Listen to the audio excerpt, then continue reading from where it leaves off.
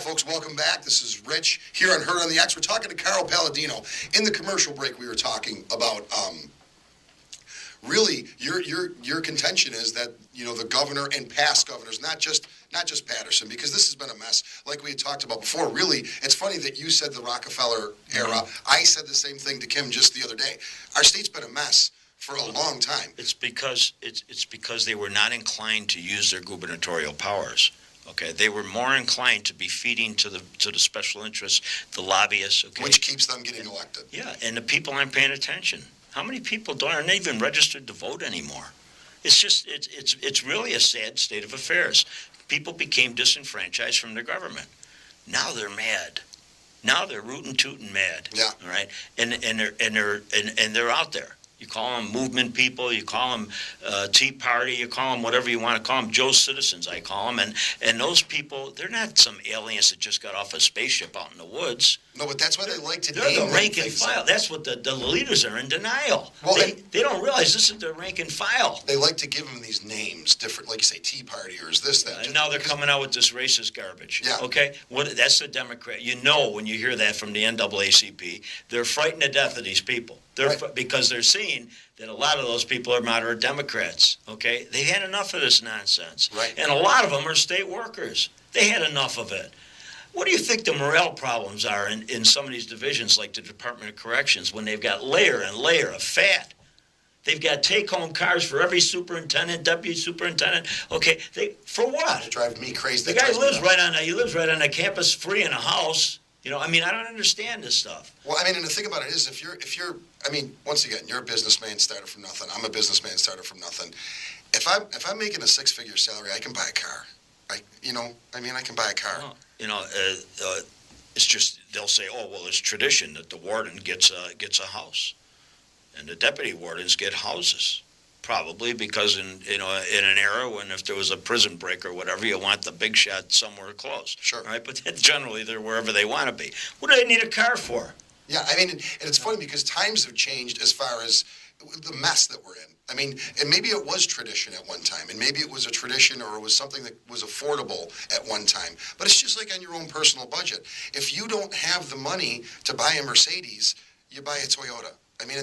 But for some reason, our government, both state and federal, don't live that way. They have soaked the taxpayer for every perk and benefit they could possibly get out of them. And it's the last thing they want to give up. They've woven a whole political class of people into the government. Right? People who are not public servants, people that are there because their brother-in-law put them there because they were useless, they couldn't do anything else. And there's tons of them, all right? And they're all over the place. You get into the Medicaid situation where our cost of Medicaid is twice that of the next highest state, California, which has double our population. Yeah. Why? Why are we allowing this kind of fraud to happen? The guy, the county executive in Chemung County, came up with a computer program that would highlight fraud and abuse. He gave us an example. He says on one particular day, one person with a Medicaid card went to 7 different doctors and had got 7 different prescriptions for OxyContin. Then went to 7 different pharmacies and had them filled.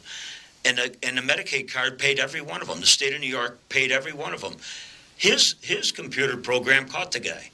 He went down to the state and he said, here's an example. We caught this guy because it was highlighted. Your computer has no way of highlighting abuse. And they said, that's wonderful, sir. We're going to be in touch with you. Now, that was 6 months ago, and he hasn't received a phone call yet. Yeah. All right? No, they're not inclined because this entitlement class is their constituency. These guys, you wouldn't hire some of these clowns. Mr. Sampson, come on, you wouldn't hire him to work in a car wash. He's an idiot. Yeah. Antoine Thompson walking into Pulaski Day Parade today. People were telling him, get out of here, hurry up, get out, go down the road. The man is totally useless. He only thinks about himself. He's trying to perpetuate himself in office. This is the quality person that we're sending to represent our state and the future of our kids and our future and our grandchildren. That's why I'm running. I had enough of it. Yeah. All right. I'm burned up with it. My son will run my business, our family business, and I'm going to go down there and I'm going to spend 4 years straightening this mess out. And hopefully... no aspirations after the 4, though? No thoughts? I'm not a politician. Believe me, I have no political aspirations whatsoever. So, after election... But I recognize, okay, that this office the governor's office is the key office to solving the problems of our state and our area. Right? I mean, we've got these clowns holding up the Marcellus Shale.